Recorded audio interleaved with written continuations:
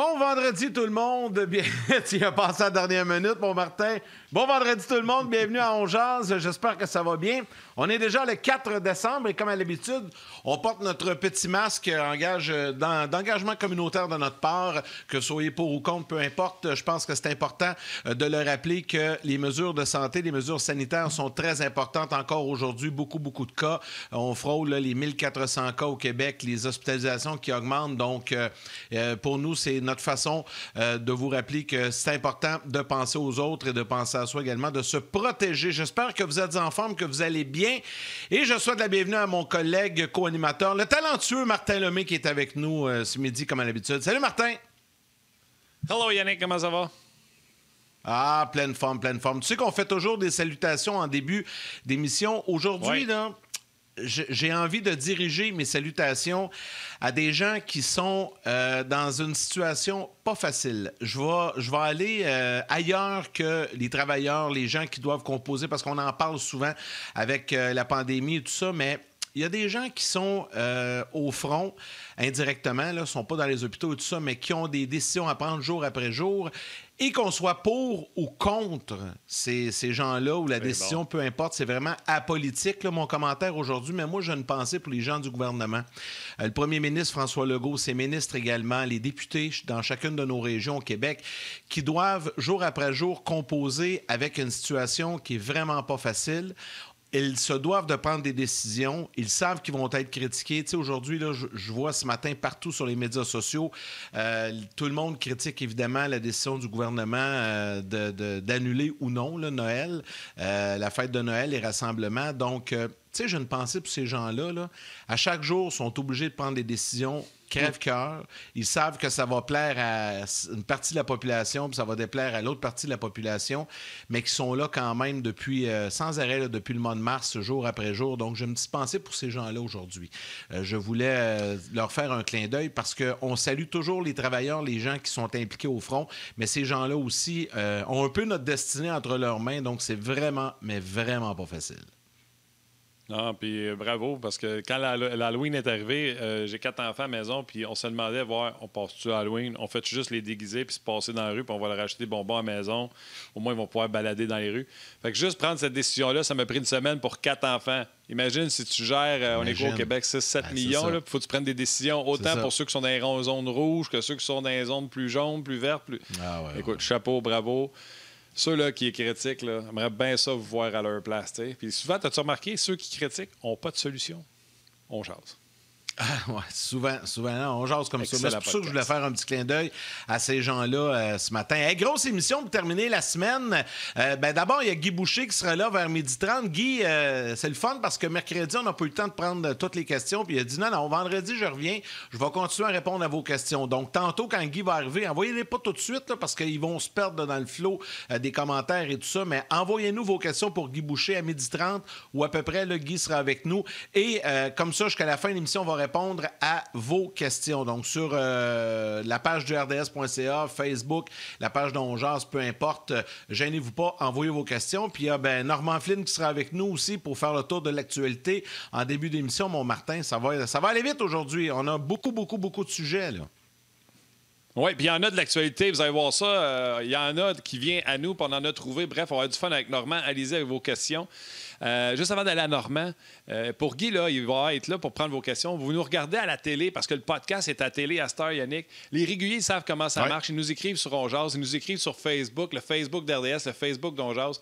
Vous nous regardez à la télé, puis vous faites « Voyons, c'est donc bien des malades, ça. » Ils disent d'aller sur Facebook, puis ça. Là. Vous n'avez jamais appelé dans une tribune téléphonique, vous n'avez jamais écrit un show de sport.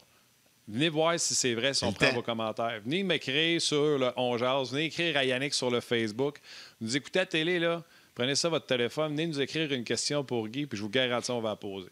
Puis dites-moi là en plus que c'est la première fois que vous nous écrivez, ça va me faire plaisir de vous saluer en nom. Là, tu parles de Normand, on va le rentrer tout de suite, Normand. J'ai fait un nouveau jeu avec lui au 5 à 7, c'était vraiment le fun, ça s'appelle la passe à l'aveuglette. Même si Fred Plante n'est pas capable de le dire comme il faut sans se mêler 3 fois. Flanner, comment ça va? Hey, ça va bien, les gars, puis je veux vous féliciter pour votre émission, c'est sharp. Et écoute, Martin, je veux rien t'enlever, mais on dirait qu'Yannick Lévesque, tout ce qui colle à lui, là, ça vire en or. Regarde l'émission, là. 2.0, qu'est-ce qu'il fait avec le grand André Roy, là. C'est devenu fantastique. Puis là, il est avec toi et Martin encore, les deux. Vous faites un job extraordinaire, tout le monde en parle.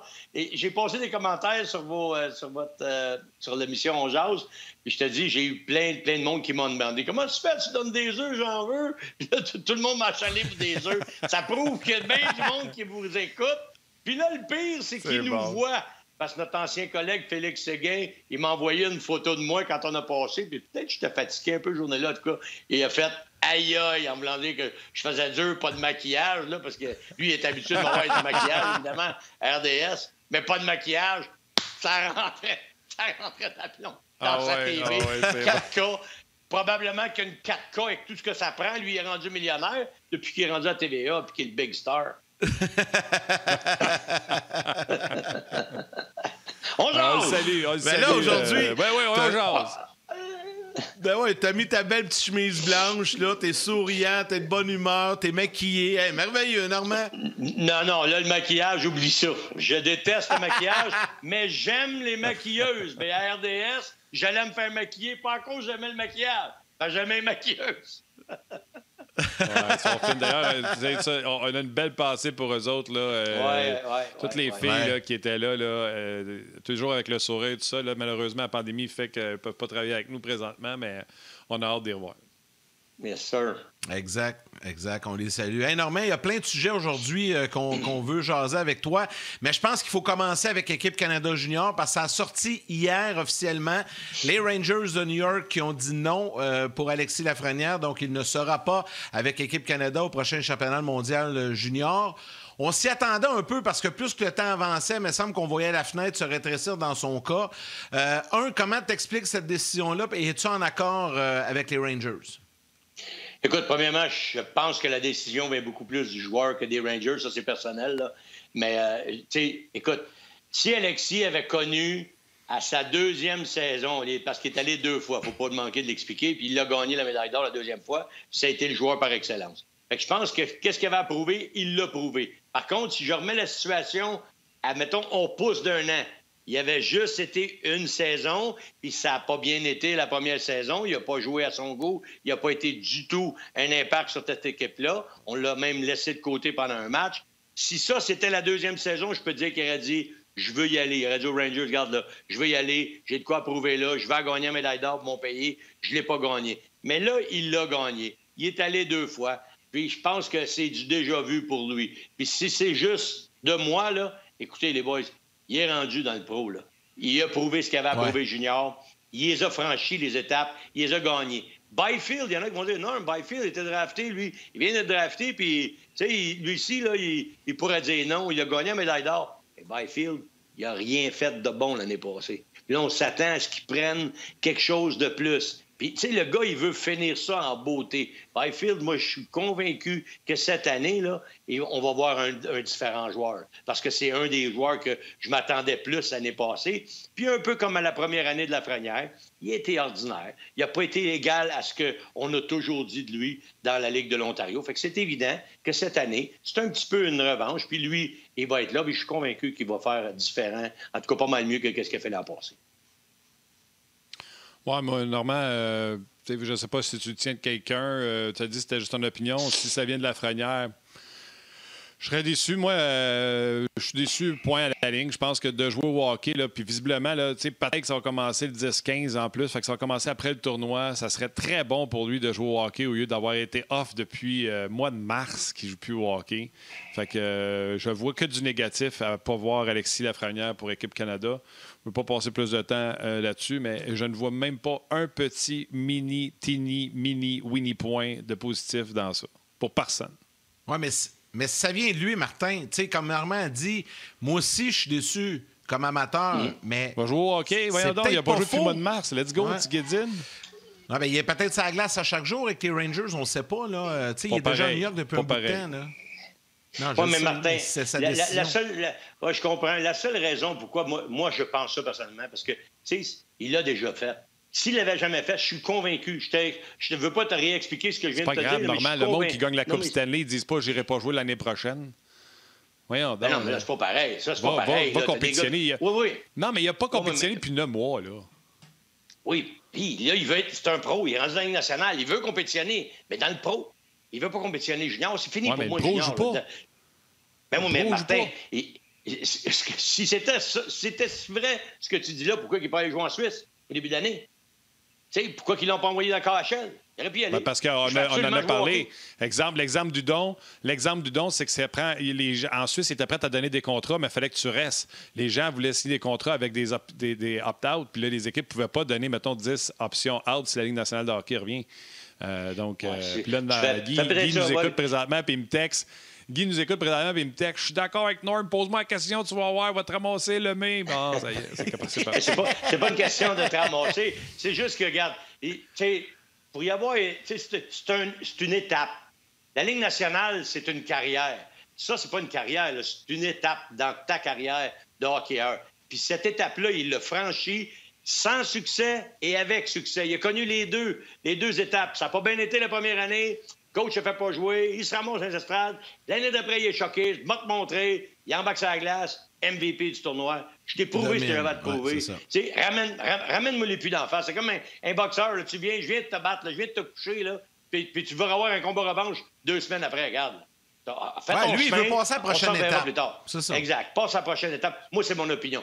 Et pour finir avec le championnat du monde junior, les gars, là, si vous le savez, probablement ce que vous avez vu, ce qui se passe là, présentement, les gars, les gars, présentement, ils attendent le 7 décembre. Là, les équipes partout vont arriver dans la fameuse... avant d'entrer dans la bulle, ils vont arriver dans le protocole. Parce que là, on sait très bien que ceux qui vont rentrer, il faut qu'ils testent 3 fois négatif avant d'entrer dans la fameuse bulle de 13. Fait que du 7 au 13, 3 tests négatifs. Et là, ma question, et je me pose cette question-là depuis qu'ils ont établi cette norme-là. C'est pas Hockey Canada qui fait ça. Hein? 100%, c'est la santé publique en Alberta. Exemple, on s'en vient en avion, on est les Suisses ou on est les Russes. On s'en vient en avion, nous autres, là, tout le monde ensemble, dans le même avion. On atterrit ça à Edmonton, on s'en va dans le protocole, on arrive le 7. On s'en va dans le protocole, on commence à être testé. Oups, il y en a un qui teste positif dans la gang. On fait quoi? Oui, mais jamais je croirais, normalement, ils vont être testés avant de partir aussi. Là. Attends un peu, Martin. Avant d'embarquer dans l'avion, ils vont être testés. Oui, probablement. Mais quand ils sont arrivés ici, pourquoi qu'ils passent d'autres tests? Parce qu'ils veulent savoir s'il n'y en a pas un positif. Mais je te dis, si jamais il y en a un positif, tu peux pas juste l'isoler. Parce que regarde ce qui est arrivé à NCAA. Regarde ce qui est arrivé à Équipe Canada. Ils ont isolé. Tout le monde est en quarantaine. Mais là, tu n'as plus le temps pour mettre les gars en quarantaine. Là. Faut que tu rentres le 13. Quarantaine, c'est 14 jours. Fait que tu rentres le 13. Ça veut dire qu'ils peuvent pas rentrer l'équipe au complet. Je sais pas comment ils vont délai ça. S'il y en a un positif, je le souhaite pas. Mais s'il y en a un positif, mettons, premier test, le 8 est négatif. Deuxième test, le 9 est négatif. Troisième test, le 11, hop, positif. Ce qu'on fait. Ah ben là, ils sont dans le chenoute. Pas à peu près. Ben, on l'isole, puis on continue à tester les autres. Oui, mais correct. Mais les autres, là, on continue à les tester. On est supposé d'être en quarantaine. Qu'est-ce qu'ils ont fait avec l'équipe Canada? Ouais, ils n'ont pas juste testé. Ouais, ils ont tout le monde mis en quarantaine. Ouais. C'est ça que je me demande ce qui va arriver. Attends une seconde, c'est ce que je dis. C'est ce que je dis. Tu l'isoles lui, tu isoles l'équipe, puis ceux qui restent qui ne sont pas testés encore positifs, mais qui ont été en contact avec lui, tu continues à tester. Puis tu as des délais dans ton tournoi, tu as peut-être des forfaits, mais il faut que ça avance, le tournoi. Tu comprends-tu? Ça fait partie, de la game. La Russie, le Canada pourrait être éliminé si jamais ils ont des cas de COVID. Just too bad. That's the way it is. Oui, mais tu sais, en tout cas, je me demande tout le temps aussi, ça arrive à qui? Mettons, le Lafrenière de la Suisse qui arrive et il teste positif. Oh, Pelay. C'est out, là. Ton studio-là. Monstrueux-là. Tu le passes, lui, là, il faut qu'il sorte. Il n'y a pas question d'isoler. Après le 29 novembre, ils l'ont dit, un test positif, out. On n'a plus de temps pour te guérir ou te mettre en quarantaine. Il ne reste plus assez de temps dans le tournoi. Fait qu'il faut que tu sortes. Bon, attends une seconde. Attends une seconde. Oui. Y a-t-il quelqu'un qui t'écrit? Stéphane Leroux vient de me texter. Oui, Stéphane qui nous écoute encore. Salut, Steph, tu viendras chez tes œufs quand tu auras besoin de manger des œufs. Oui, Steph, il est régulièrement là, puis il fait un maudit ball jump. D'ailleurs, il va être là lundi avec nous autres, puis je sais que les gens du podcast l'adorent. Il dit qu'ils sont en isolement du 6 au 13 dans leur pays. Ça. Le 13, les 8 pays européens vont arriver à Edmonton dans 3 avions différents. Et ils seront testés également à ce moment-là. Donc, Steph nous donnait la procédure de comment ça allait se passer. Oui, mais donc, il arrive le 13 au Canada. Là. OK, fait que c'est pas le 7. Parce que comment ça se fait qu'ils ont dit que du 7 au 13, donc l'équipe Canada... 6 au 13, c'est dans leur pays. Ils mettent dans l'avion tout le monde qui est négatif. Ça fait une semaine qu'ils testent négatif tous les jours. Ils les mettent dans un avion, ils débarquent de l'avion... Ils rentrent chez nous, ils ont embarqué négatif, ils rentrent chez nous, on les reteste, on les isole encore, puis il faut qu'ils testent les jours suivants également négatifs. OK, mais c'est ça revient au même. Même s'ils sont testés chez eux, je pense pas que Test l'Alberta, Santé publique Alberta vont dire « Oh oui, c'est correct, t'as passé un test, tu nous dis c'est beau ». Je pense qu'ils vont vouloir les retester. Ils vont les retester, mais oui. Puis là, ils vont les tester. Perron, cette semaine, nous a dit à tous les fois qu'il va au centre d'entraînement, donc tous les jours, il se fait tester. Oui. Ça veut dire que s'il y en a un qui est positif, tu viens de le dire. Mais là, je reprends ma question d'abord, Stéphane. Merci pour les explications. OK, on a juste une date plus tard. Il arrive après. Il arrive chez nous. Là. Il fait tester. Il arrive dans l'avion, tu viens de le dire. 3 avions analysés, ils sont tous ensemble. Il y a du contact avec tout ce monde-là. Là. Il y en a un qui arrive. Puis il ne passe pas les 3 tests, il y en a un positif. Ils font quoi? Ils étaient tous dans l'avion en même temps. Là. Moi, là, je comprends ce que tu dis. Puis c'est ça. Mais je comprends tout ça, les gars. Mais moi, ce que j'aurais à vous dire là-dessus, là, c'est à partir du moment qu'on a décidé qu'on présentait le championnat mondial junior, il faut vivre avec les conséquences. Tu sais, on a pris la décision il y a plusieurs mois de tenir le championnat. On le tient. Coûte que coûte, il arrivera ce qui arrivera. Il va y avoir des équipes amputées, il va y avoir des équipes qui vont manquer des gros morceaux. On veut pas, on le souhaite pas. Mais la COVID est là. Fait que à partir du jour que tu as décidé que tu faisais un tournoi, un championnat, ils peuvent pas étirer ça jusqu'au 18 janvier. Là. Fait qu'à un moment donné, le tournoi va jouer, puis il va y avoir des absents, puis il arrivera ce qui arrivera. Moi, je pense que c'est comme ça qu'il faut voir ça. T'sais, on veut avoir du hockey. Là, moi, je suis quasiment rendu nerveux de savoir qu'ils vont peut-être annuler des matchs. J'ai assez hâte, je pense, de commencer le 21 à faire des matchs pré-saison et tout ça. Absolument. J'ai assez hâte de voir des... Bon, vas-y, explique-nous ça, parce que j'ai hâte. Le 21, il nous reste... On a le 21, on a le 23, puis on a le 24. On a des matchs hors concours qu'on va faire. On va pas tous les diffuser, mais on va en faire plusieurs sur nos ondes. Puis le 25, moi, on a un des gros shows, là. C'est sûr que États-Unis, Russie, ça va être excellent. Fait que moi, je pense que ça, c'est ce qui est prévu. Mais tout ce qui était avant le 21, là, on vient tout d'éliminer ça. Là. Ça vient tout de débarquer. Là. Parce qu'il y a eu 2 cas on a eu la quarantaine passée, puis ils les ont suivis, puis ils ne sont pas sortis. Là. Ils sont tous là. Fait que je me dis, faut pas qu'il arrive un autre pépin après. Mais je dis pas que je veux qu'il arrive ça. Je me dis, wow, ça peut causer tout un émoi. Là. Ça peut changer la donne pour un pays complet. Là. Fait que non, il ne faut pas que ça arrive. Mais à partir de tout de suite, le pire ennemi de chacune des équipes, c'est le COVID. Là. Il faut qu'ils battent le COVID avant de battre l'équipe de l'autre bord là, que ça glace, là, parce que ça risque d'être le pire ennemi de chacune des formations qui va se présenter au championnat du monde cette année. Là. Je pense que c'est clair, puis Martin, je te laisse aller après, là, mais je pense que c'est clair que l'équipe qui est la plus avantagée là-dedans, là, c'est le Canada. Parce que le tournoi, il est au Canada, l'équipe est déjà là-bas, l'équipe est déjà elle est en quarantaine. Il y a eu des cas, c'est quasiment une bonne chose que les cas soient arrivés plus tôt, là. Ils sont déjà pognés avec ça. Mais les autres vont voyager. Là, tu as le décalage horaire, tu as la nourriture. Il n'y a rien qui est pareil. Puis là, en plus, tu as le facteur de la COVID. Pour vrai, là, Canada, peut-être États-Unis aussi, là, mais je pense que cette année, on a vraiment, vraiment un avantage côté sanitaire sur les autres équipes. Mais bref, ça, c'est mon opinion. Ça ne veut rien dire. Ça joue sur la glace de toute façon. Mais non, ça va être le fun pareil, les gars. Le fun. Oui, parlons NHL un peu. On a des petites brides. Là. Aujourd'hui, on a appris que la Ligue nationale de hockey visait toujours le 1er janvier, mais peut-être reporté au 10, 15, 16 janvier avec un calendrier de 56 matchs. Il y a même des équipes qui ont parlé de jouer des matchs à l'extérieur pour avoir quelques partisans dans les estrades. Il faudrait évaluer les coûts, je présume, de ce côté-là, etc. Qu'est-ce que tu en penses, Normand, qu'on commence à avoir une petite idée de qu'est-ce qui s'en vient? Parce que moi, j'étais dans l'inquiétude qu'on aille à rien. Ben écoute, j'étais un peu du même avec toi là-dessus. Là. J'étais inquiet parce que le temps avance. Puis là, on me dit le 1er janvier, wow, on est mieux de se mettre à jouer au hockey ou à pratiquer puis à établir un calendrier là. Parce que moi, j'écoutais bien des spécialistes puis ils disaient pour le 1er janvier, oublie ça, là, on ne peut pas se présenter sur la glace, on n'a pas assez de temps. Fait que j'ai bien l'impression que ça va être plus alentour du 15. Ça, c'est plus probable. Mais de n'importe laquelle des façons, il faut qu'ils réussissent à s'entendre parce que les autres sports le font.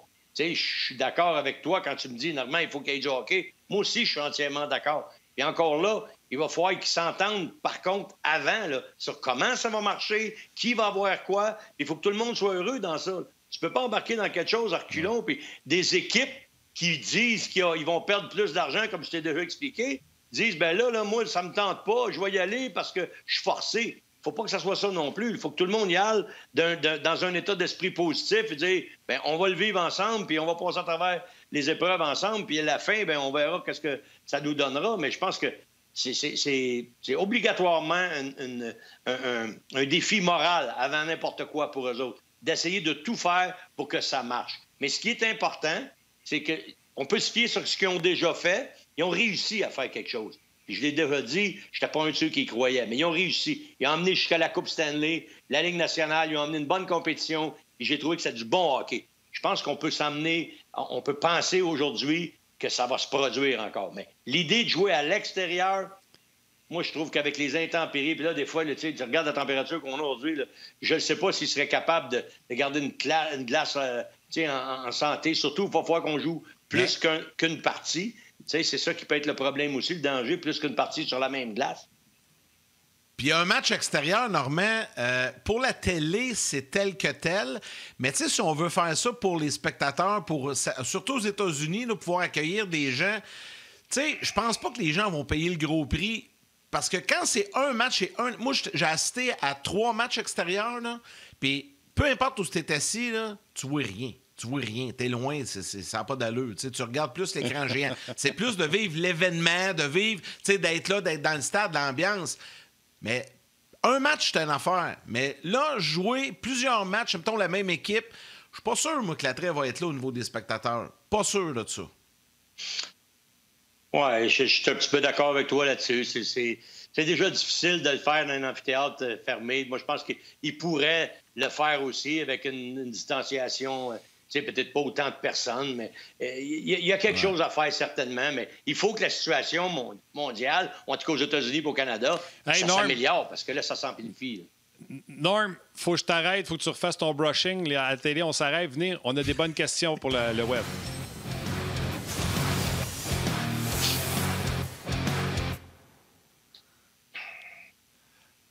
Ouais, je pense que je l'ai un peu moffé, mais c'est pas grave.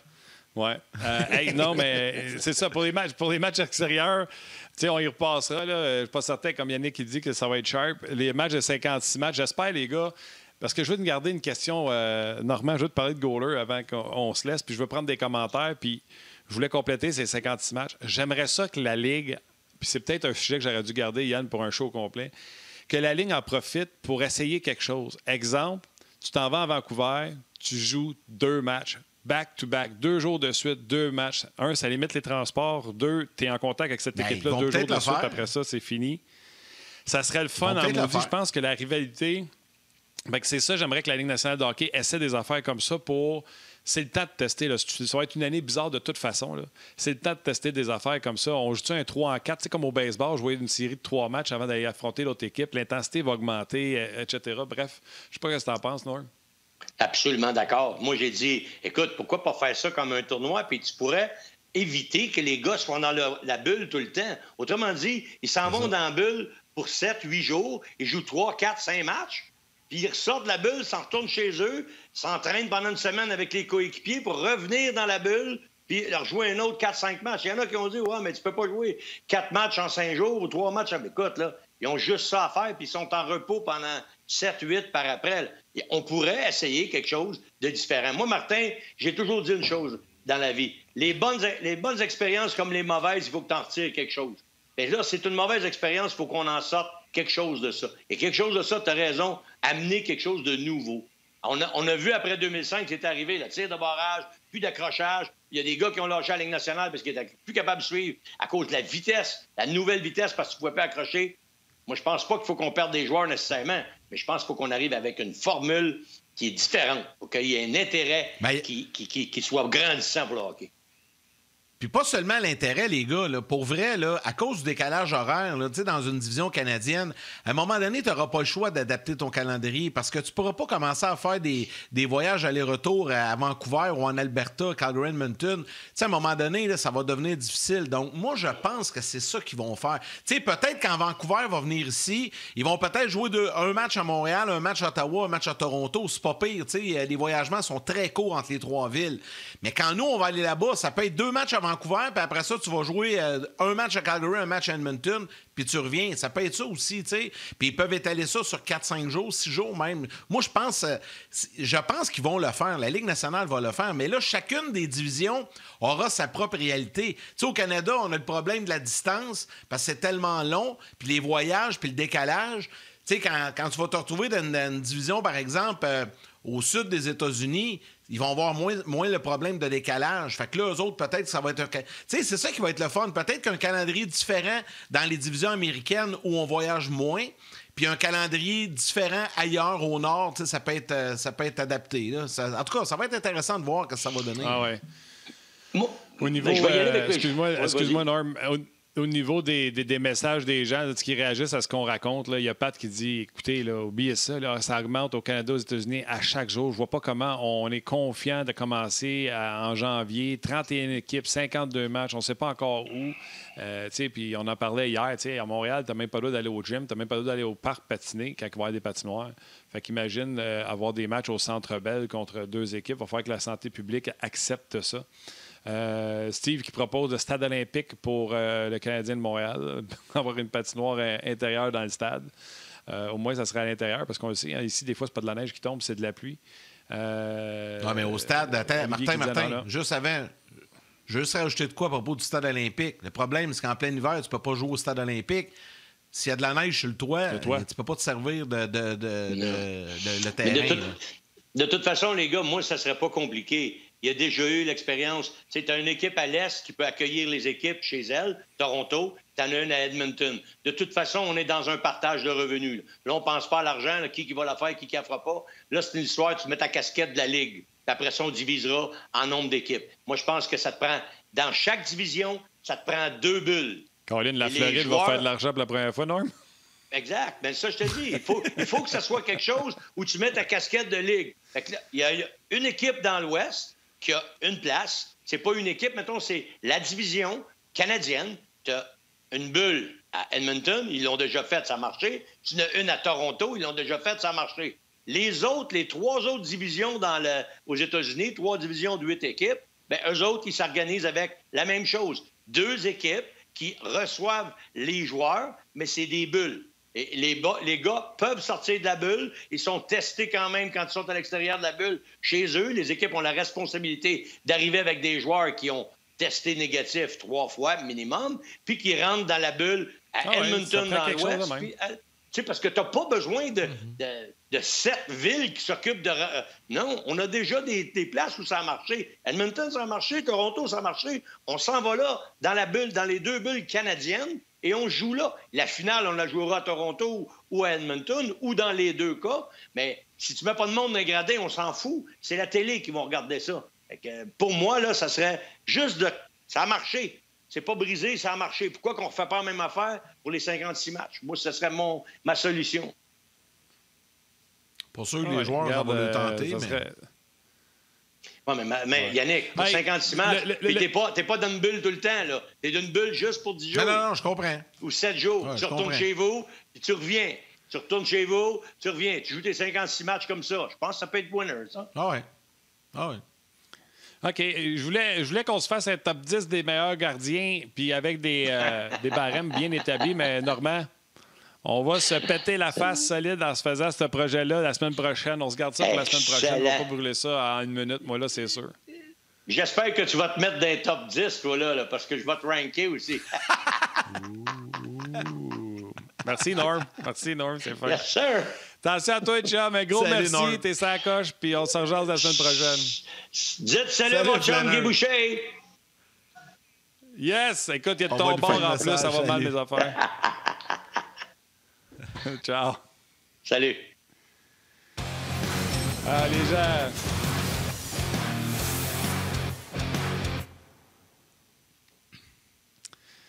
Bon, les gens qui étaient au grand titre sont de retour. Norman nous a quittés. On s'est fait des promesses pour la semaine prochaine pour certains sujets. On va se faire un top 10 des meilleurs gardiens de but la semaine prochaine. On va faire ça d'une façon bien spéciale. Mais Guy Boucher s'en vient dans quelques instants. Ouais, NHL Network l'a fait, là, puis je suis pas trop d'accord avec le liste, moi, là. Donc, on le commentera la semaine prochaine. Les gens... Ouais, garde-toi-en. Garde-toi-en pour la semaine prochaine. Puis on va lire quelques commentaires également. Là. J'ai demandé aux gens là, qui n'étaient pas habitués d'appeler d'un téléphone téléphonique ou d'écrire sur l'émission. Vous nous regardez à la télévision aujourd'hui, Guy Boucher est là et il va répondre à vos questions. Vous ne l'avez jamais fait. Allez-y, allez sur votre Facebook, allez sur l'application d'RDS.ca. C'est votre première fois, je veux vous lire et je veux poser votre question au grand Manitou Guy Boucher qu'on accueille tout de suite. Salut Guy. Salut, ça va bien? Salut Guy. Ben oui, Yannick, pour que tu m'écrives pendant le show. Oui, c'est parce que j'aimais beaucoup l'intervention à Normand, mais Yannick, moi aussi, je suis pas d'accord avec la liste des gardiens de but, mais je ne veux pas être là la journée que vous en parlez. OK. Hey, mon tabarnouche, tu peux pas faire ça. On va s'organiser pour que tu sois là. T'allumes le feu et tu me laisses me débrouiller avec ça. Attends une minute, là, c'est à ton tour. Oui, c'est ça. Écoute, on va commencer en attendant que les questions du public rentrent. Là. Vas-y donc, là, tu m'as écrit, là, je suis pas d'accord avec toi pour Lafrenière, je suis d'accord avec Norm. Pose-moi la question quand je vais rentrer en onde. Lafrenière n'a aucune raison de ne pas aller à Canada Junior. Premièrement, je t'ai juste dit, lance-moi là-dessus, parce que j'aimais beaucoup l'intervention de Normand. Je trouvais que c'était une intervention qui regardait plusieurs angles. J'ai beaucoup aimé quand il a parlé d'étapes, mais c'est parce que il y a 10 ans, je t'aurais répondu d'une façon, puis aujourd'hui, je te répondrai d'une autre façon. Il y a 10 ans, je voyais juste l'équipe Canada, puis le joueur, puis s'il peut jouer, qu'il joue, puis tout ça. Mais quand tu étais de l'autre bord de la clôture, puis tu vois comment c'est une business dans la Ligue nationale, ben tu comprends qu'il y a différentes facettes qui font en sorte que tu as des décisions comme ça. Normand, lui, il disait que c'était peut-être une question personnelle. Moi, ce que je te dirais, ça se peut, mais je pense que il y a 3 volets là-dedans, puis il y a 3 perspectives. Tu as la perspective, évidemment, du Canada puis de Hockey Canada. Puis c'est sûr que moi, comme partisan, j'aimerais bien ça le voir sur la glace. C'est clair, comme tout le monde du Canada, pour se donner une meilleure chance de gagner. Après ça, tu as 2 perspectives. Tu as celle-là qui est le côté personnel, comme Normand a mentionné. Et qu'est-ce qu'il a à gagner, le jeune, à part de la glace? Qui a déjà de la glace, les gars? Tu veux savoir, il est sur la glace, c'est certain. Ils sont tous sur la glace, les gars. Puis ils sont sur la glace avec des pros, puis garde. Bon. Qu'est-ce que lui a gagné à aller là? Ben, il a aidé à gagner au Canada, mais lui, personnellement, il n'a plus rien à gagner, il a presque tout à perdre. Parce que, et comme Normand a dit, la première année, il y a eu l'année difficile. Il y a eu une année où il voulait se prouver, il voulait y retourner. Donc, j'adore ça. C'est de l'adversité, c'est d'apprendre à la dure. Donc, il s'est préparé pour l'année d'après, puis il a été exceptionnel. Puis il y a eu le joueur du tournoi, puis ils ont gagné. Alors, tu vas revenir gagner quoi? Moi, je suis une personne comme ça aussi. Quand j'ai réussi quelque chose, le gars, alors demande-moi pas de refaire la même affaire, je passe à d'autres choses. Puis, s'il va, puis il joue pas bien, puis là, il est comparé aux autres. Il faut comprendre que tout ça, c'est une répercussion, surtout, puis c'est ça, la partie de la décision que personne ne parle, c'est les Rangers de New York. Je sais que personne ne va entendre ça, mais c'est ça la réalité. C'est eux autres qui vont le payer, le gros salaire. C'est eux autres qui vont l'avoir pour les prochaines années. Alors, leur perspective à eux autres, c'est quoi? C'est une perspective de business. Puis aujourd'hui, surtout dans le temps de la COVID, où il n'y a pas grand-chose de positif qui arrive, ça fait longtemps que les Rangers ont pas eu du succès. Donc, ils ont de l'espoir dans ce jeune-là. Alors, c'est quoi leur marketing? Le marketing est tout basé sur lui en ce moment. C'est le premier pick overall. C'est bon. Alors, qu'est-ce qui arrive? Guy, imagine... Non, attends une seconde. Non, je vais t'interrompre. Ça n'arrive pas souvent, je vais t'interrompre. Je vais m'excuser en plus. Je m'excuse de t'interrompre. Oui. Imagine le marketing parce qu'il s'en va au tournoi, puis il gagne encore l'or, puis il pète le tournoi tellement qu'il est dominant. Imagine le marketing x2 autour d'Alexis Lafrenière. Il n'y a que du positif. C'est ceux qui ont peur de ne pas être capables de répéter qui vont penser de même. Mais ça, c'est une Formule 1, c'est une machine, c'est une F1. Il va aller les dominer. C'est ça qu'il va aller faire, puis il va prendre la compétition. C'est là que je ne suis pas d'accord, Martin. Les chances sont bien plus grandes qu'ils ne dominent pas parce que ça fait longtemps qu'ils ont joué. tous les joueurs qui vont aller là-bas ont bien plus de chances de ne pas être à leur meilleur que d'être à leur meilleur, première des choses. Puis deuxièmement, il l'a déjà fait. Alors, il y a tout à perdre parce que s'il le refait, là, c'est pas « Ah, il est capable ». Non, on le sait déjà, il l'a fait. Fait que s'il le refait, c'est juste « Ben oui, t'es supposé ». Fait que c'est pas la même approche pantoute. Puis deuxièmement, j'ai une question, moi. Si ce tournoi-là est fini, mettons, la finale, là, c'est quelle date? C'est le 5 janvier. C'est drôle. C'est drôle. La Ligue nationale est en train de parler de commencer le 1er janvier. Tu vois-tu déjà un problème avec ton gros gars que tu marketes depuis le début? Il est même pas là pour le début. Ah non, moi, j'en bats pas. Même s'il arrivait une semaine après le début. Même s'il arrivait une semaine après le début du camp, je m'en fous. Ça va lui donner une expérience extraordinaire. Écoute, je t'adore. Tu sais comment je t'adore. Mais... Non, mais là, c'est à toi de m'écouter. Toi, tu t'en fous. Mais moi, ce que je te dis, c'est que les Rangers s'en foutent pas. Puis c'est ça qui compte, parce que c'est eux autres qui le payent. Puis c'est pas toi. Et c'est eux autres qui vont le payer, puis ils vont le payer des millions de dollars. Les Blackhawks, c'est des niaiseux d'envoyer Kirby Dach? J'ai pas dit c'est des niaiseux, mais Kirby Dach, a-tu gagné le joueur du tournoi? Kirby Dach, as-tu gagné le tournoi déjà? Il y a même une saison complète dans la Ligue nationale de fait. Oui. Mais tu m'as pas répondu. Kirby Dach, as-tu gagné parce que c'était le joueur du tournoi parce qu'il est le premier pick overall? Est-ce que tout le marketing des Blackhawks est basé sur Lafrenière? Pas sur Lafrenière, sur lui pour l'année qui s'en vient. Sur Dach. Exactement. Donc, c'est pas du tout la même chose. Ils l'ont pas envoyé l'an passé, ils l'ont gardé. Fait qu'il ne pouvait pas être joueur du tournoi. Mais là, il n'y a pas de hockey. Fait qu'ils se disent faut qu'il joue, faut qu'il performe, faut qu'il soit dans un environnement de compétition. Puis quand on recommencera, on va le reprendre. Parce que, justement, il n'y a pas eu une grosse année l'année passée. C'est la même affaire que le jeune de New Jersey, là. Hughes. Ah, lui, il n'y a pas une grosse année. Exactement. Donc, lui a besoin. Ben, c'était correct, mais c'était pas assez. Alors là, Lafrenière, c'est un premier pick. Moi, là, c'est parce que c'est un Québécois. Là, tu es émotionnel. Si ça avait été Sidney Crosby, Pittsburgh, tu penses-tu que Pittsburgh le laisse... Ben, pas du tout. Garanti, je te garantis. Patrice Bergeron, il avait joué une saison avec Boston, puis il est retourné au tournoi. Oui, mais Patrice Crosby avait gagné l'année d'avant. C'est exactement le même scénario. Il a gagné l'année d'avant, il a tout fait avec l'équipe Canada, puis là, tout ton marketing, tout est fait pour... Puis là, c'est pas juste ça, c'est une question de circonstances, là. Là, on parle pas de quelque chose durant le milieu de l'été. Là, on parle que s'il s'en va là, puis il se déboîte un épaule, puis il est out, puis il y a une opération, puis il est out pour 3 mois dans une saison de 46 matchs. Là, tu vas dire... Moi, je sais, on va tous les mettre dans des bulles de cristal. Le propriétaire va le dire quoi aux partisans? C'est une business. Poser une question.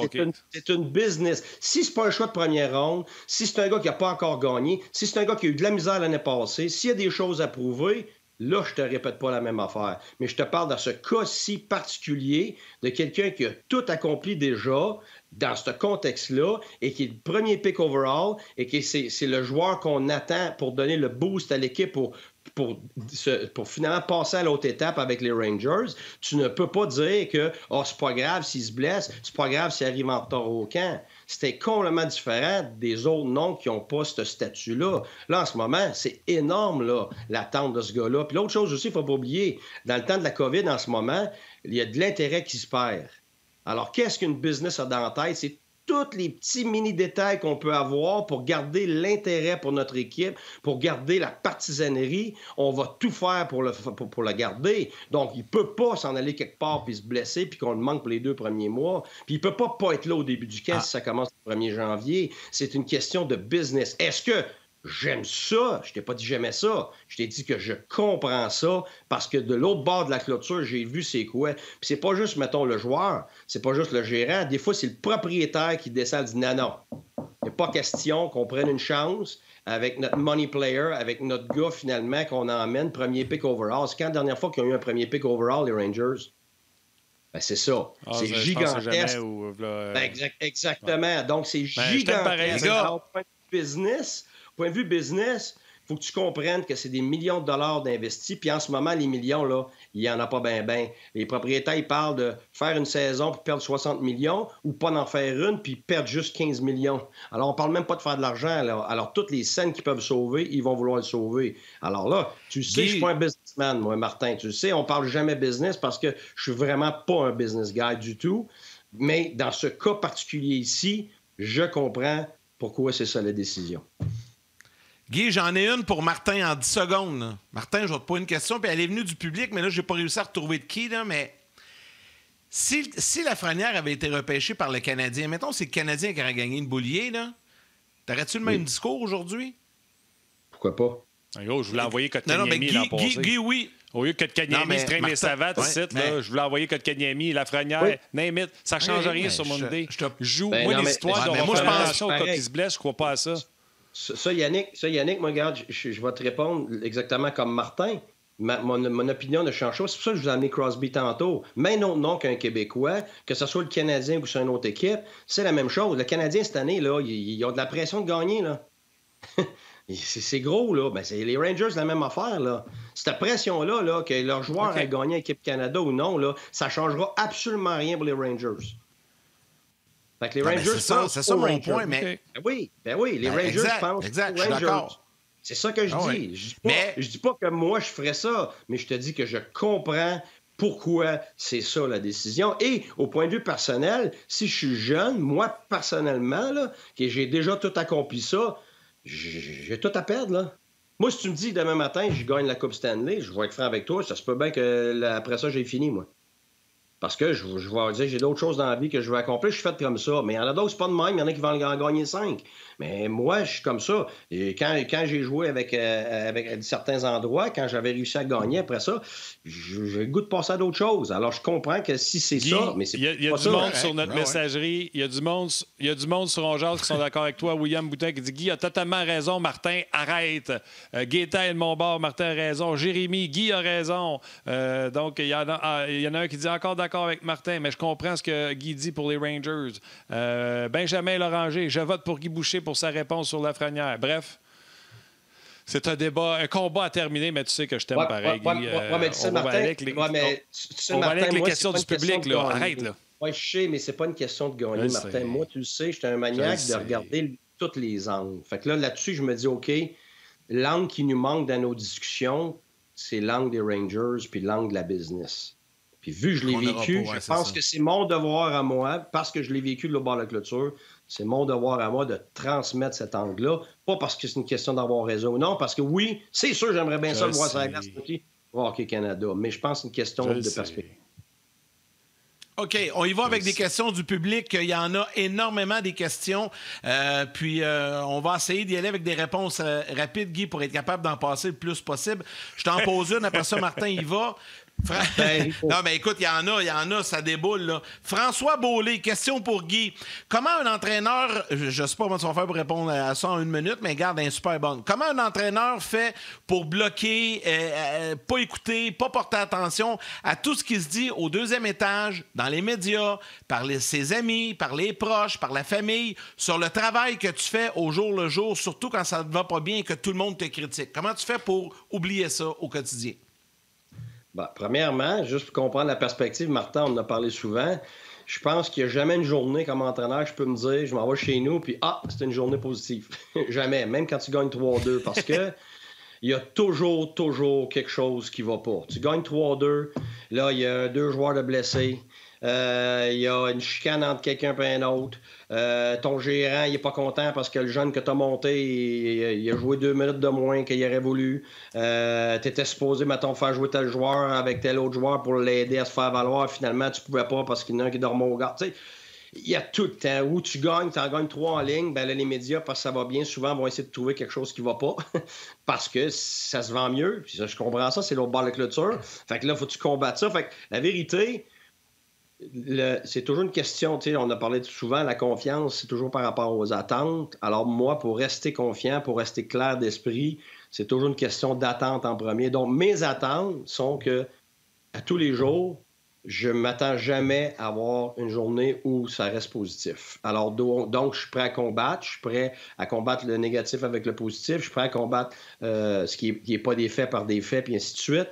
Fait que moi, personnellement, Martin, tu le sais, puis tu sais que c'est vrai, parce que tu me vois aller. Quand je suis entraîneur, Premièrement, je suis sur aucun média social, là. Zéro. J'ai jamais été sur aucun média social de ma vie. La seule fois que je vais répondre, c'est à mes textes personnels puis à mes emails personnels. Alors, j'ai jamais été sur Twitter, j'ai jamais été sur Instagram, j'ai rien, jamais. Les gens vont dire, ben voyons donc, oui. J'ai jamais été sur Facebook de ma vie. Il y a même un Facebook qui existe depuis Tampa. Ça me fait tellement rire. Quelqu'un a sorti un site comme si c'était le mien, Guy Boucher. Aucune idée d'où ça vient. Puis les gens pensaient que c'était moi, que c'était mon Facebook. Fait qu'il m'a envoyé des messages. C'est mon époux qui m'avait sorti ça parce que quelqu'un y en avait fait part. Puis là, elle m'a montré ça. Je dis, ben voyons donc. Puis là, le monde a continué. Des amis du secondaire qui m'écrivaient, « Hey, Guy, écris-moi, puis blablabla. » Je sais même pas comment aller sur Facebook. Je sais même pas quel piton peser. Twitter, la même affaire. Je n'accède pas à ça pour cette raison-là. Et puis tellement que si vous voulez, vous pouvez appeler Dominique Ricard à Drummondville. Parce que lui, il me disait tout le temps ce que les partisans me disaient. Je dis, Dominique, arrête de m'en parler. Je veux pas le savoir parce que j'ai aucune idée. Un, c'est qui? Ça peut être n'importe quelle personne qui écrit. Puis, mettons, 50 personnes qui vont écrire, il va y avoir 50 opinions différentes. Fait que t'imagines-tu, toi, à chaque chose dans ta journée, que tu regardes 50 opinions différentes, tu vas virer fou ben raide. Même si quelqu'un a raison, même si quelqu'un a une bonne opinion, tu peux pas t'attarder à ça. Alors moi, la réponse, ça, c'est que je les écoute pas, puis c'est vrai. Okay. Les gens vont penser que c'est pas vrai. Non, j'écoute rien de ça. La seule affaire que j'écoute, c'est si mon gars des médias me dit... Oui, mais elle n'écoute rien. Fait que il n'y a jamais rien qui... Elle n'écoute rien à TV. Écoute-la, moi je te le conseille, écoute-la. Mes enfants non plus, mais comme je te dis, ce que ce doit être et c'est que ton gars des médias, il est en charge de te dire ce qui est primordial que toi tu cherches. Donc, quand tu vas faire face aux médias, il va peut-être avoir une question là-dessus, il va peut-être avoir une question là-dessus. Puis on l'a vu cette année, je trouvais que ça faisait pitié, moi, Alain Vigneault. Tu sais, la journée là, qu'il y a eu... tu sais, il y a eu des durant les séries. Oui, exactement, durant les séries. Et je peux le dire, j'aurais été exactement pareil comme lui. Pas parce que ça m'importe pas ce qui se passe dans le monde. C'est que quand t'es dans la série, t'es dans une bulle, mais une vraie. T'es pas sur ton téléphone à regarder ce qui se passe ailleurs. Je regardais même pas mes messages. Mon épouse, il fallait qu'elle appelle un numéro spécial pour me prendre en emergency. Là, parce que t'es tellement concentré, t'as tellement à faire pour préparer ton équipe que tu sais même pas ce qui se passe en dehors de ça. Alors, quand ils ont posé la question après, là, puis ils essayaient de se débattre parce qu'ils savaient pas ce qui se passait, c'était vrai. Les gens ils pensent que c'est pas vrai. Non, c'était vrai, j'aurais été pareil. La faute là-dessus est sur ses gars de médias à lui. Lui, il n'a pas voulu blâmer ses gars de médias, mais moi, le dire. C'était la responsabilité de ses gars de médias de lui parler de ça après le match, avant qu'il aille voir les médias, pour lui dire voici ce qui se passe, pour qu'au moins tu aies quelque chose à dire. Alors, ça, c'est vrai, ça. Guy. Y en a-tu des coachs que c'est pas de même? Peut-être, mais moi, j'en connais pas. Question de Benji sur le rds.ca. Celle-là devrait te permettre peut-être d'y aller d'une réponse rapide, sauf qu'on pourrait quand même extrapoler. J'ai vu Yannick, Guy et Martin Raymond. Ils ont des livres dans leur bureau de coach. Et la question de Benji, de Benjamin, c'est Guy, est-ce qu'il y a une suggestion de livre sur la psychologie sportive ou sur comment installer une culture positive dans une organisation sportive? Donc, une suggestion de livre, puis je dis ça parce que Guy et Martin Raymond donnent des livres des fois à des joueurs. J'ai déjà vu ça. Moi, en tout cas, Guy, tu pourrais y aller de ta réponse. Ouais, la vérité, c'est qu'il y en a tellement, là. Il y en a que c'est... écoute, parce que, écoute, Leadership, The 21 Irrefutable Laws of Leadership de John Maxwell, qui est phénoménal. Il y a des livres qui peuvent parler de tout ce qui est psychologie émotionnelle, parce que, tu sais, on parle beaucoup de psychologie rationnelle. On parle beaucoup de comment penser, puis des mots-clés, puis tout ça. Évidemment, j'ai fait ma maîtrise sur le dialogue interne et tout ça. Mais tu as aussi tout ce qui est Emotional Intelligence, ça, c'en est un autre livre. Tu en as un, Blink, qui est un autre livre qui parle justement de tout ce qui est intelligence émotionnelle, donc l'humain, depuis des milliers d'années, a acquis quoi, puis pourquoi, puis c'est des réflexes naturels qu'on a. Quand on parle d'instinct, qu'est-ce que ça veut dire? Ça, je trouve ça extraordinaire. Alors, il y a différents angles. Alors, si on parle de leadership, c'est une chose. Ça fait partie aussi de la psychologie d'un groupe. Et les mêmes choses, si tu veux parler spécifiquement de psychologie émotionnelle, moi j'adore aller là-dessus parce qu'en ce moment, pour moi, je pense que c'est les avenues les plus intéressantes sont probablement là-dessus. Parce qu'on s'aperçoit que oui, tu as une façon de gérer le rationnel, mais si tu n'es pas capable de gérer l'émotionnel, si tu n'es pas capable d'évacuer l'émotionnel, tu ne te rendras jamais au rationnel. Tu as des livres d'entraîneurs aussi avec des expériences comme, mettons, Phil Jackson.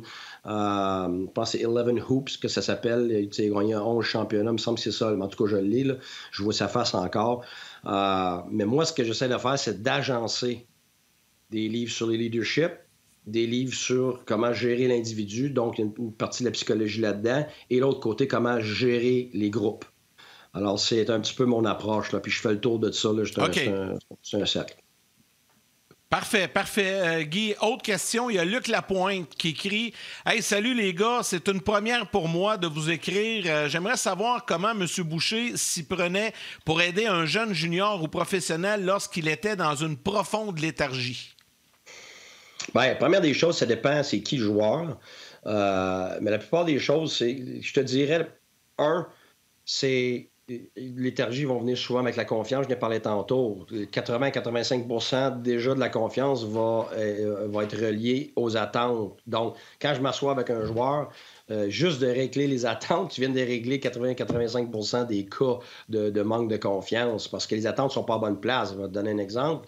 Un jeune qui score 5 buts une année, puis l'année d'après, il vient de décider, lui-là, qu'il va scorer 30 buts l'année d'après.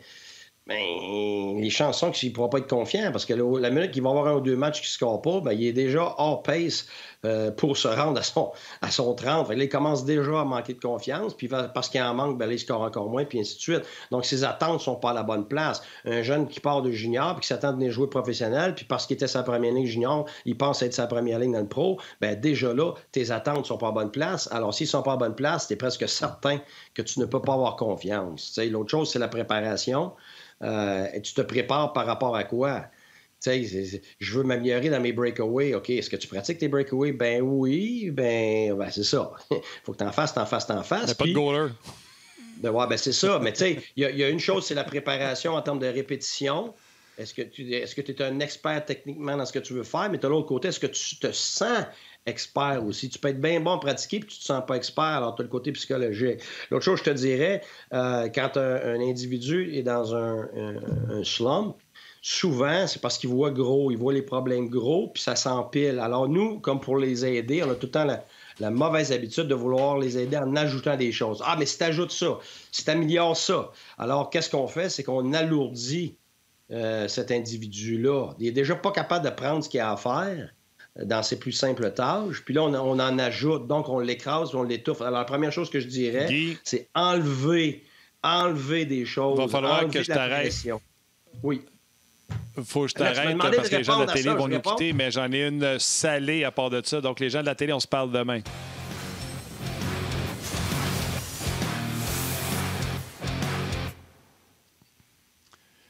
J'ai même pas eu le temps de dire bye, ma maudite affaire. Je voulais pas que je finisse celle-là. Là. Ben, c'est parce qu'on sortait. Là. Tu veux-tu terminer ta réponse rapidement, non, que je puisse enchaîner avec un autre, ou t'es correct? La vérité, on peut en parler une journée de temps là, sur comment faire chaque question. Mais honnêtement, à bout de ligne, c'est d'enlever et c'est de segmenter et de rapetisser ça à tes forces.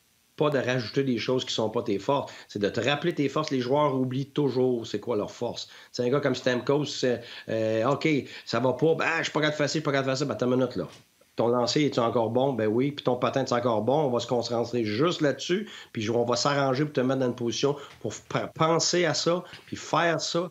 Puis quand ça va redevenir ce que c'est supposé être, là, on passera à étendre ce que tu as à faire. Alors, quand on dit revenir à la base, c'est revenir à tes forces particulières, à toi.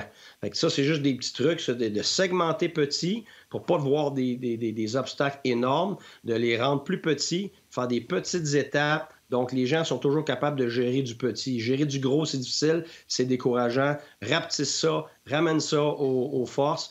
Puis déjà là, tu vas voir que la personne a respect. Donc, t'enlever des choses, sont moins lourdes, ils sont capables de produire davantage. Même affaire chez nous, Guy. Moi, je travaille, puis ma femme réfléchit. Pas capable de me faire le deuxième. All right. T'en avais une salée, t'as dit. Sébastien. Oui, elle est bonne dans le ça. Puis le pire, c'est que j'ai remercié Gaétan parce que je ne l'ai pas vu passer. Puis c'est Gaétan qui a dit Martin, il faudrait que tu poses la question. Je dis, je la trouve pas. Il dit attends une seconde, mais faites un copier-coller. Elle est bonne la question. Tu n'es pas obligé de nommer un joueur, Guy. C'est Sébastien qui pose la question. Salut la gang, super mission comme d'habitude. Guy, en tant qu'entraîneur-chef dans la Ligue nationale de hockey, tu réponds du directeur gérant. Est-ce que tu t'es déjà fait imposer un joueur que tu n'aurais pas gardé avec l'équipe, un jeune ou un vétéran? Ben oui. Ça arrive tout le temps, ça. C'est ça, la Ligue nationale. C'est ça quand le bout que je te parle, le 40 que c'est pas du hockey, que quand je dis pas du hockey, c'est que c'est pas juste du hockey pur avec tes décisions comme un gars, mettons, dans un coach universitaire ou un coach midget. C'est que, ben, même midget, la politique de parents et tout ça, là. Mais ça fait partie de la Ligue nationale. Absolument. Ben oui, tu te fais imposer des joueurs. Ils vont dire que tu ne l'imposes pas, mais finalement, ils ne sont pas contents si tu ne le mets pas dans telle situation, si tu ne le fais pas jouer, puis ça. Oui, puis il y a des propriétaires des fois, puis des fois, c'est des gérants, puis des fois, c'est tout le staff mais de hockey là, au deuxième niveau. Tu te fais enlever des joueurs aussi que tu veux garder. Puis après ça, ben, tu es devant le micro, puis tu fais semblant que ça faisait partie de ta décision. Tu n'as pas le choix. C'est ça, la Ligue nationale. Tous les entraîneurs sont pris avec ça. Puis les gérants savent très bien que... Il y en a qui sont très à l'aise, justement, à pousser imposer. J'en connais un, par exemple, qui me dit, garde, je ne voulais plus rien savoir de coach national parce que mon gérant descendait entre les périodes, puis avant la game, puis après la game pour me dire qui jouait, qui n'a pas joué, puis avec qui. Ça fait que c'est... Puis ça, mais le gars se fait mettre dehors, par exemple, après, puis ça passe pour ses décisions, puis tout ça, mais c'est comme ça.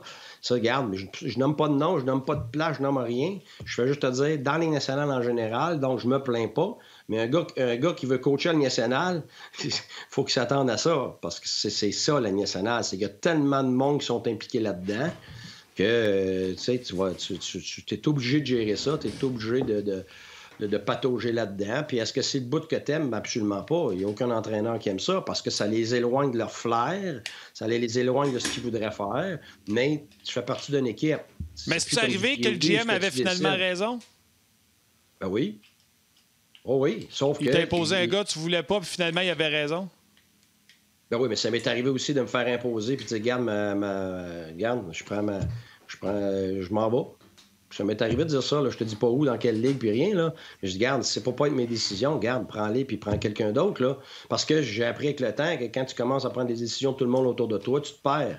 Alors, une fois que tu te perds, ben, tu peux plus jamais te retrouver, là. Fait que, tu sais, il y a des choses dans lesquelles tu peux bien patauger puis œuvrer.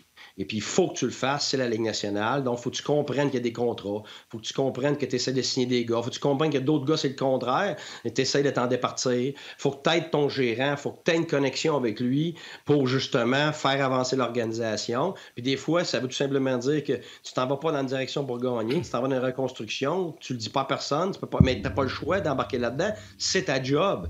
Fait que ça te tente pas. Mais après ça, par exemple, ce qui est dur, c'est d'aller devant les micros puis d'expliquer des choses qui se passent alors que c'était pas nécessairement tes décisions, mais tu peux pas le dire. C'est ça qui est le plus difficile. T'sais. Des joueurs que toi, tu veux garder, mais qu'on renvoie dans les juniors, qu'on renvoie dans la Ligue américaine à cause des contrats, à cause de l'impact que ça peut avoir sur monétairement, puis tout ça, ça fait partie de coacher dans la Ligue nationale. Fait que j'ai pas à me plaindre, j'ai pas à brailler. C'est comme ça. Si t'es pas capable d'accepter ça, tu peux jamais coacher dans le national parce qu'il y en a beaucoup de ça, puis il y en a à tous les niveaux. Puis plus tu montes de calibre, que ce soit du junior majeur, c'est la même chose. Et que ce soit dans la ligne américaine, c'est la même chose. Toi, t'es là, puis tu coaches. Moi, je me rappelle, on avait une année phénoménale en ligne américaine. On a battu je sais pas comment de record.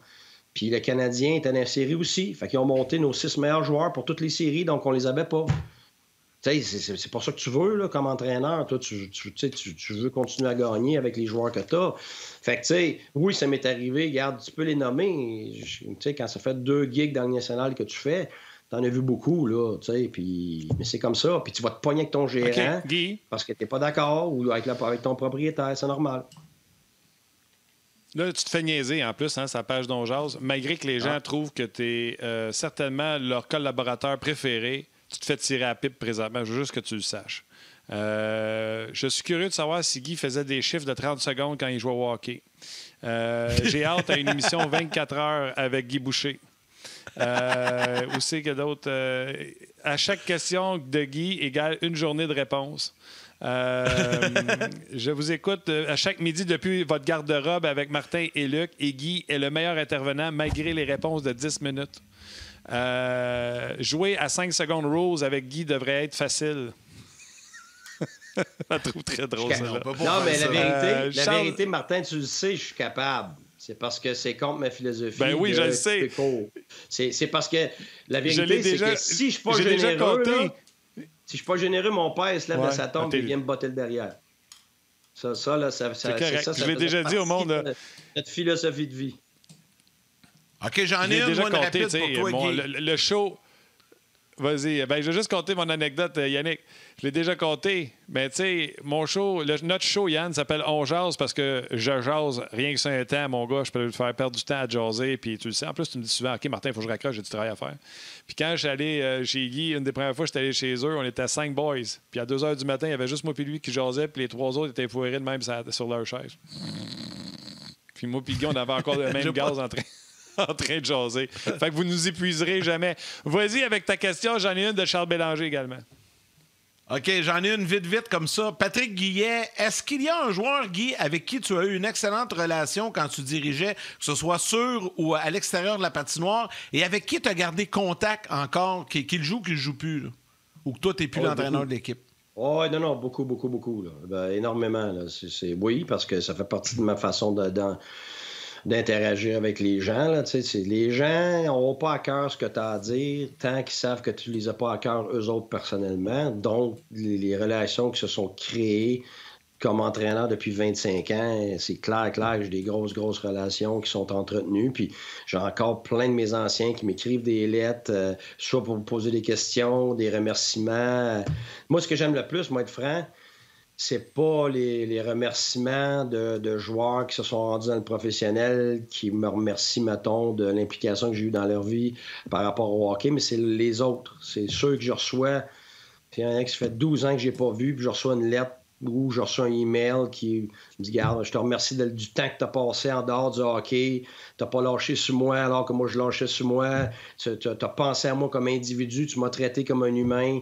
J'ai plein d'exemples de personnes qui ont été capables de transposer ce qu'ils ont vécu puis ce qu'ils ont vu dans notre milieu de hockey, mais qui l'ont transposé dans leur milieu de travail, dans leur milieu familial. » Il y en a même un... il n'y a pas si longtemps que ça, qui me dit « Garde, il dit, je te dois ma persévérance dans mon mariage. Ça a sauvé mon mariage. Juste de la façon que tu nous as gérés, puis tu m'as géré. Et puis ça, c'est il y a quasiment 20 ans que j'ai vu ce jeune-là dans le junior. Fait que, tu sais, ça, je vais être franc, ça a beaucoup plus d'impact pour moi que n'importe quel joueur vedette qui est dans la Ligue nationale maintenant, avec qui j'ai œuvré, même personnellement, parce que ça va bien au-delà du hockey. Puis pour la vérité, c'est ça mon vrai salaire. Moi, c'est pour ça que je coach. Parce que la minute que je ressens plus ça, moi, coacher, ça va être fini. Coacher du hockey, oui, le hockey, c'est une passion, mais la vérité, ma passion, c'est du leadership, c'est les relations entre les individus, bien au-delà du hockey. Le hockey, finalement, je m'en suis aperçu, c'est un véhicule pour moi. Pour vivre ce que moi je suis, puis ce que j'aime transmettre, puis ce que j'aime recevoir par rapport aux relations avec les gens.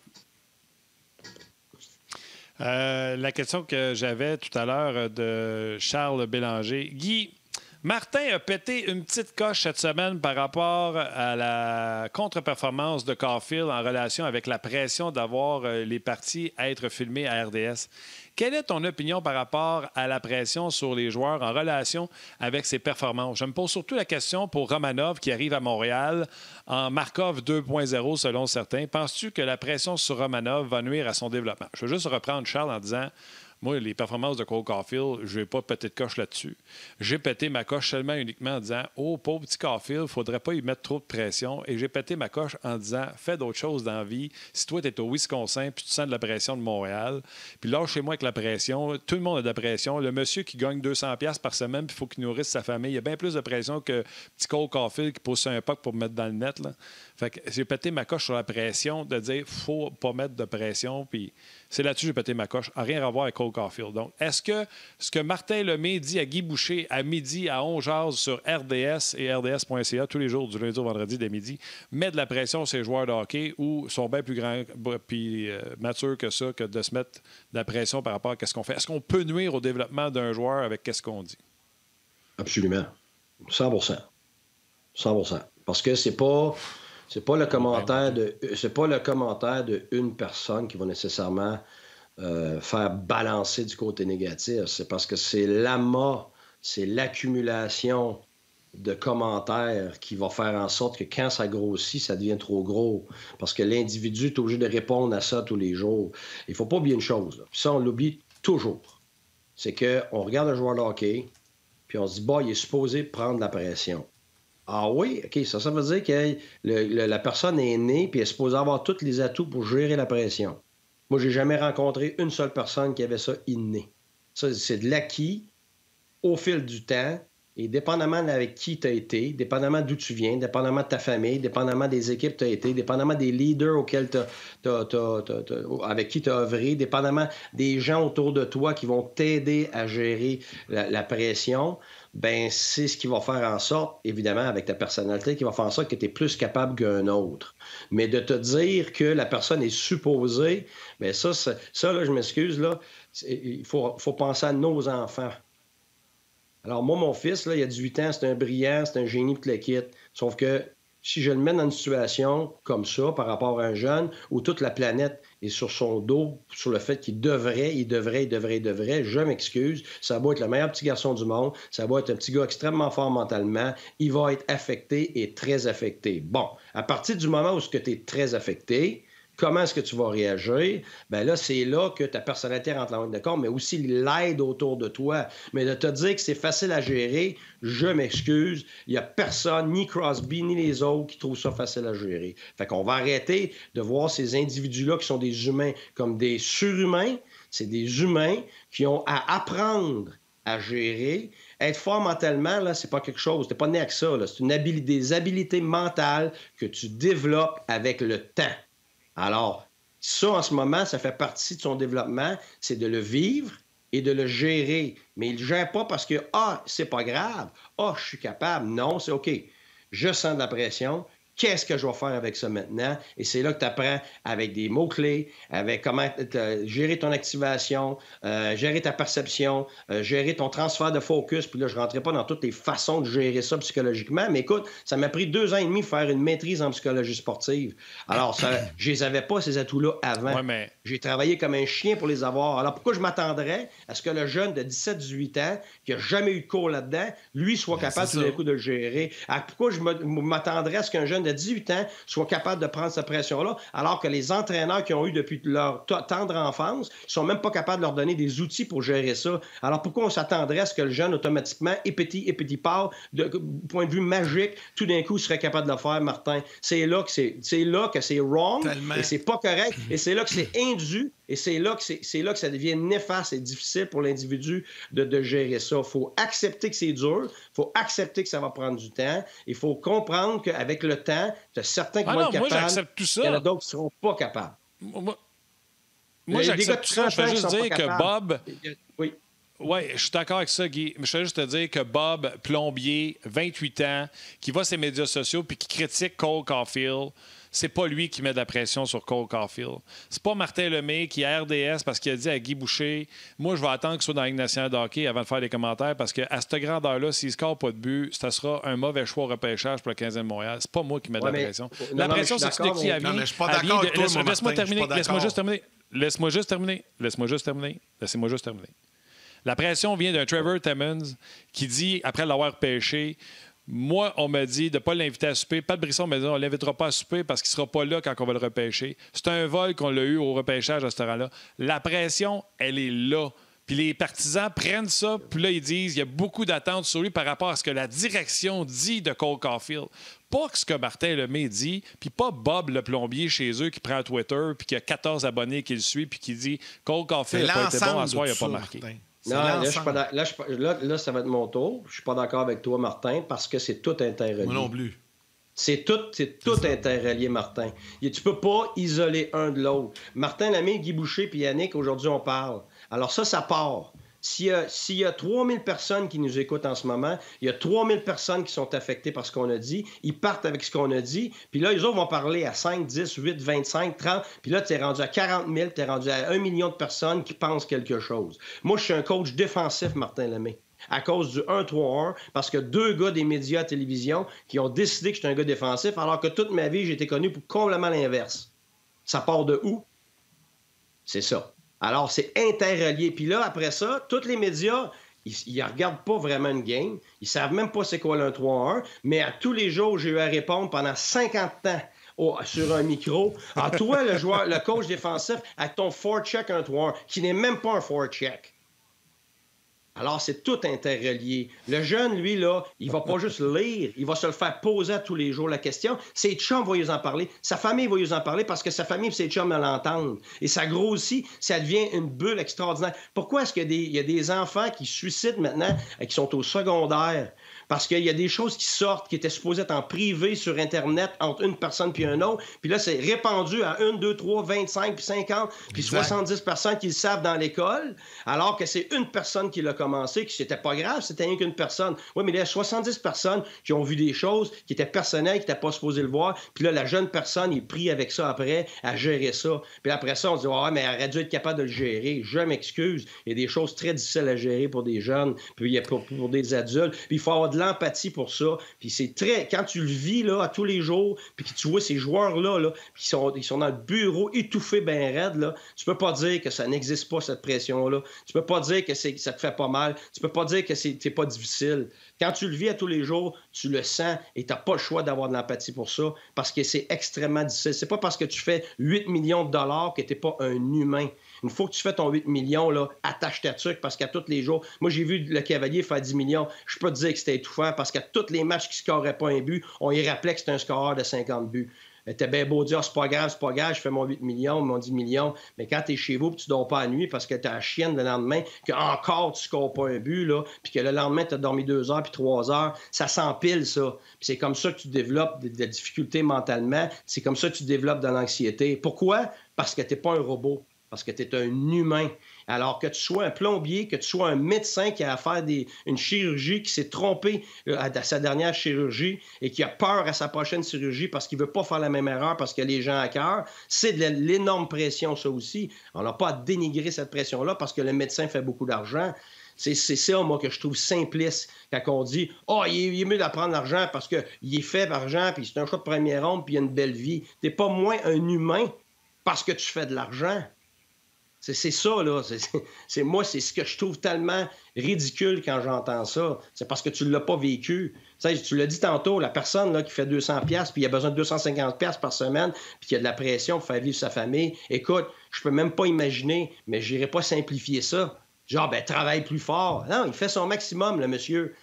Puis sa femme, elle est peut-être malade, puis il y a des billes à fournir, puis il n'est pas capable de fournir de l'assurance. Alors, qui je suis pour dire, non, toi, tu travailles pas assez fort, tu fais pas assez d'argent, ou tu n'as pas fait assez d'études, ou peu importe. Je sais pas, c'est quoi ta vie? T'sais, si tu es né dans une famille où tu es un orphelin, ou que tu n'avais rien, tes parents sont décédés quand tu avais 8 ans, je veux dire, il y a des millions de raisons qui font en sorte que des humains ont à gérer l'humain, donc c'est très difficile. Alors moi, j'ai de la difficulté avec ça, Martin.